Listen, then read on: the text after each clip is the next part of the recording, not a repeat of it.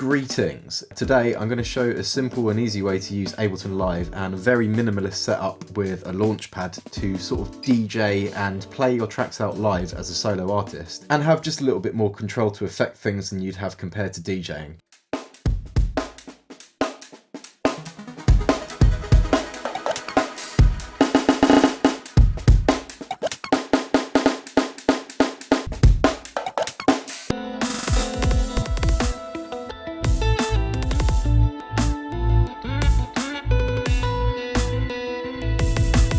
It's not exactly DJing in Ableton, but it's kind of a way to play your electronic tracks live without strictly needing to be a musician, basically. So I decided to make this video in response to a comment on my other video about creating a live performance rig using Ableton, particularly for a live band combining electronic music and live instruments, and also playing to click tracks and metronomes with in-ears and all that kind of thing. And basically someone commented that the setup would be too complex and expensive for them to do themselves, and they asked if there was a way to perform live using Ableton without needing all the equipment that I was using. I just wanted to give a bit of background on myself to explain some context about this video.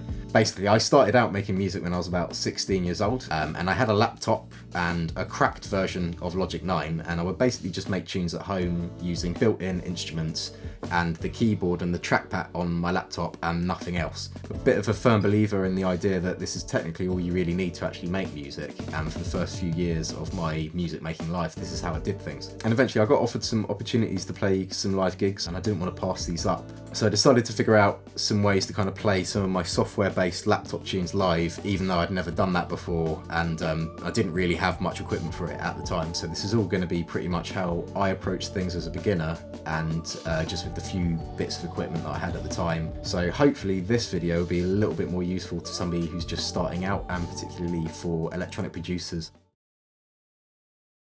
So basically, all you need is a laptop, Ableton, and obviously a Launchpad or some sort of MIDI controller. And I'm also going to use a Korg Nanokontrol because it's got some faders and knobs on it, whereas the Launchpad has only got these pads. And basically what I'm going to do is the Launchpad is going to be used for switching between the different songs and to turn loops on and off, and we'll use the Korg Nanokontrol for like effects tweaking and kind of changing things happening here on the fly. So I'm using a 2021 MacBook Pro, but this isn't necessary for the method that I'm going to be using today. Where it becomes important to have a beefy laptop is if you plan on running tons of audio tracks, software synthesizers, or like third-party plugins actually live in real time that have a big drain on your computer's CPU power, basically. Because you don't want your laptop to crash when you're live on stage. And with my main big setup, it's important for me to have a pretty powerful machine that can handle what I throw at it, because I'm doing quite a bit more stuff and running live guitar processing plugins and stuff, which are quite like CPU intensive, and I need to be able to get my latency very low, which isn't really a consideration at all when you're doing the kind of setup that we're going to do today. And then the next thing is you're obviously going to need Ableton Live. I have Ableton Live Suite, but I'm going to pretend that I've only got access to what's available in Intro for today to kind of show what you could do with that. With the Intro, you've got a limit to 16 audio and MIDI tracks, and you can only have 2 send and returns. And you can only have 16 scenes, and that is a bit like for DJs particularly. My method today basically uses a scene as a song, so that would limit you to having 16 songs in a set. The only things that you're not really getting are a bunch of audio effects, but most of the main ones that I'm going to use here today, like beat repeat, the delay and the filter, possibly the limiter, are all in the most basic version. So, and you get 16 audio tracks, which is hopefully, if we're clever about how we do it, that should hopefully be enough. Next thing is you're going to want some sort of thing to control Ableton so that you're not like, you know, literally using your trackpad and keyboard, because then that just looks like you're sort of replying to comments or something whilst you're performing, which would be a bit weird. So some sort of way to control Ableton is helpful, and obviously these things are made and designed to work with Ableton. And then next, I've also, you don't have to have it, but I'm going to use a Korg Nanokontrol, and these are a little bit, they seem to go out of stock and sort of come back in every now and again. So they can be a little bit tricky to grab sometimes. And it's just basically so that we've got some faders and knobs, which are just like a different way to control effects, because you know, if I want to like gradually turn something up, there's not much of a way to do that with the pads here, basically. So it's just a slightly different way to control effects. But you could also buy a MIDI controller that is, I think Akai do some models that are like pads with knobs and faders that also integrates with Ableton. I mean, something like that might also be useful as an alternative to what I'm using here today. It's all kind of the same, but you wouldn't have any knobs on that. And it's just nice to have, you know, the complete set of controls that you typically get, basically.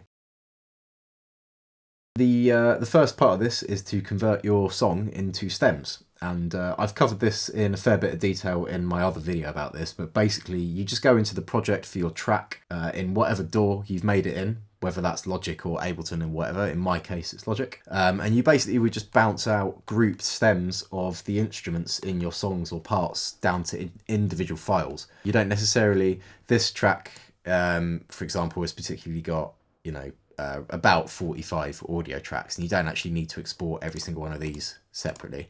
You can kind of, you know, group some of them together.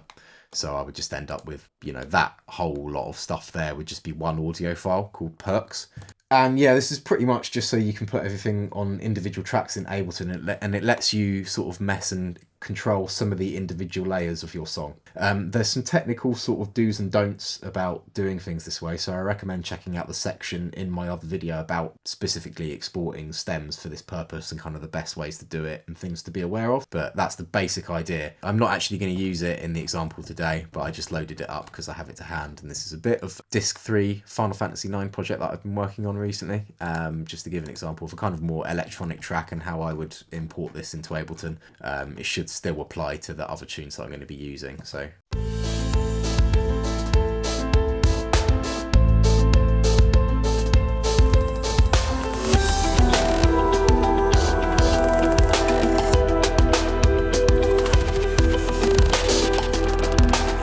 but yeah, I would just like solo the drums and have them on their own track. And then all this sort of glitchy bits and bobs, they all get sent out on one track as well. Yeah, this is a bit of a Freya's theme from Final Fantasy 9, or Unforgettable Silhouette.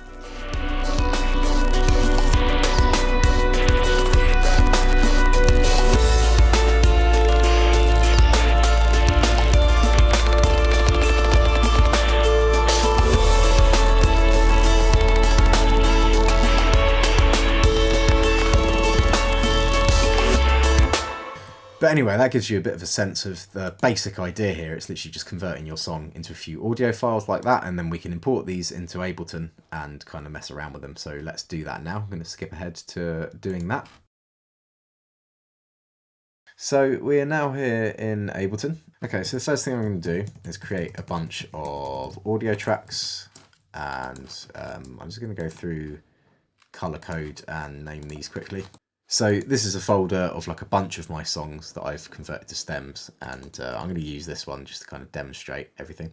So I'm going to drag my drums track over here. As I'm doing this, you can probably see that the colours that I'm setting in Ableton make everything sort of correspond on the Launchpad itself down here, which is pretty nice. And so yeah, if you can imagine this whole row here of stems is basically one song, and you can use the scene thing over here. We can set a name for it. So this song is called Nothing to Say.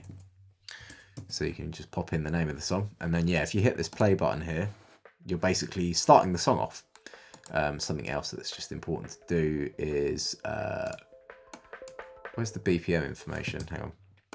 This song is at 173 BPM. Usually there's a way to put in the specific tempo information for the scene, but I'm in Ableton 12 now, and they've changed that, so I'm a little bit confused about where that's gone. Scene tempo and time. Okay, so that's it.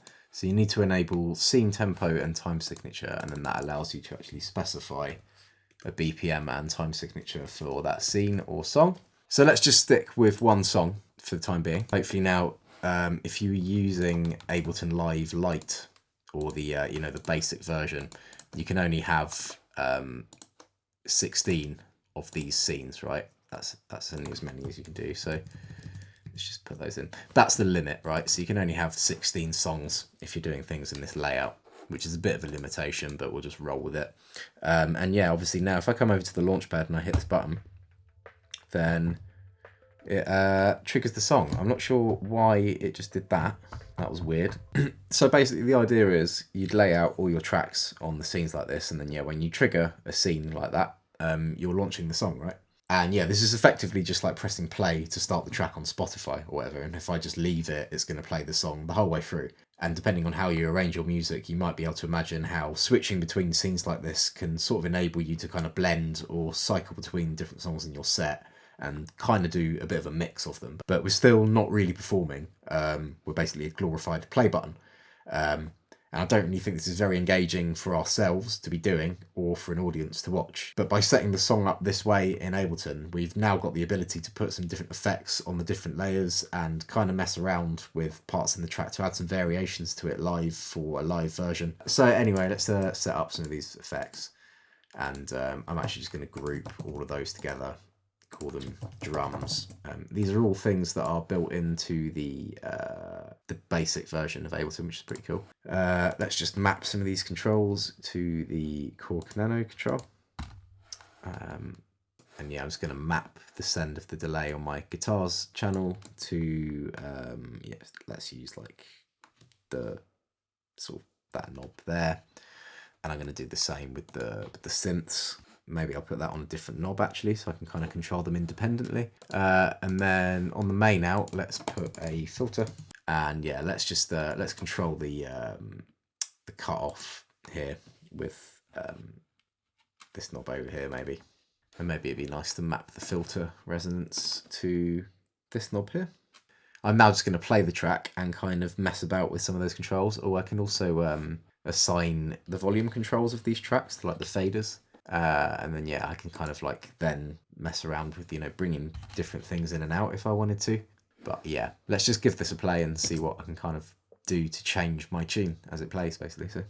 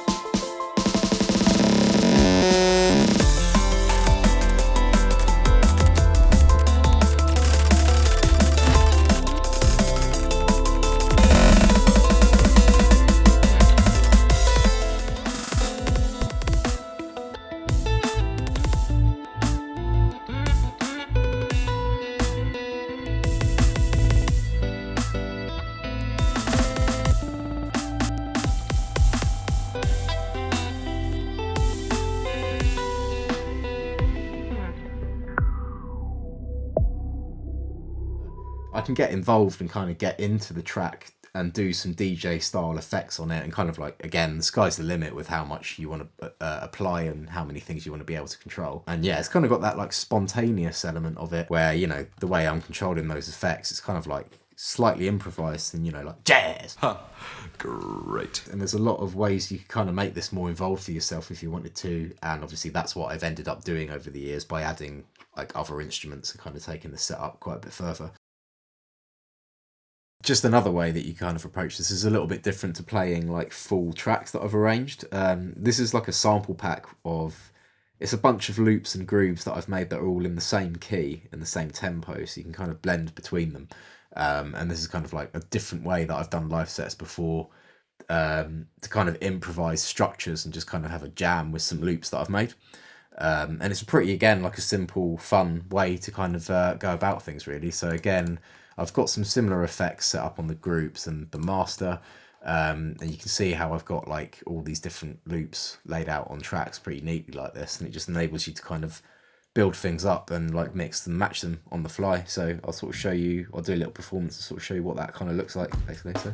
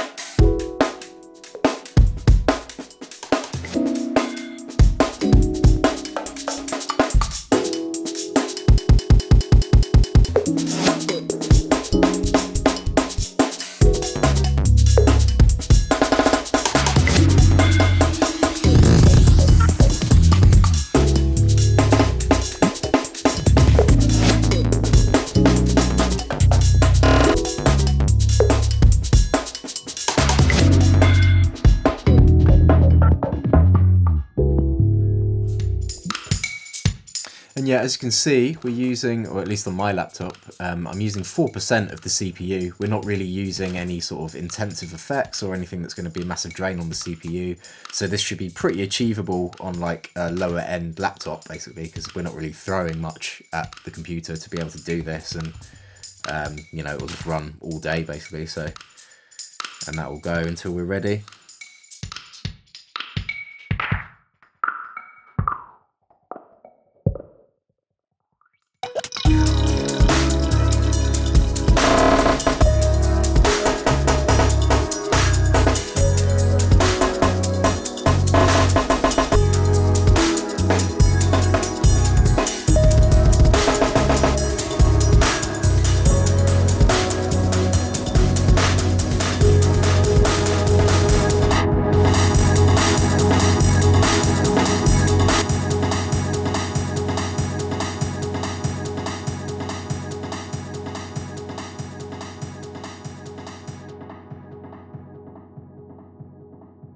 So I hope this has been a helpful and slightly waffly insight, or provided some inspirational ways that you can do things with a pretty simple rig. So if you end up getting really into this and you want to develop your setup and take things a little bit further, or if you want to add instruments or things like a band to this way of playing music live, check out my other video on the topic, because there's some good information in there if you're sort of looking to do that. And yeah, that's basically it for this week. Thanks very much for watching, and I'll catch you next time.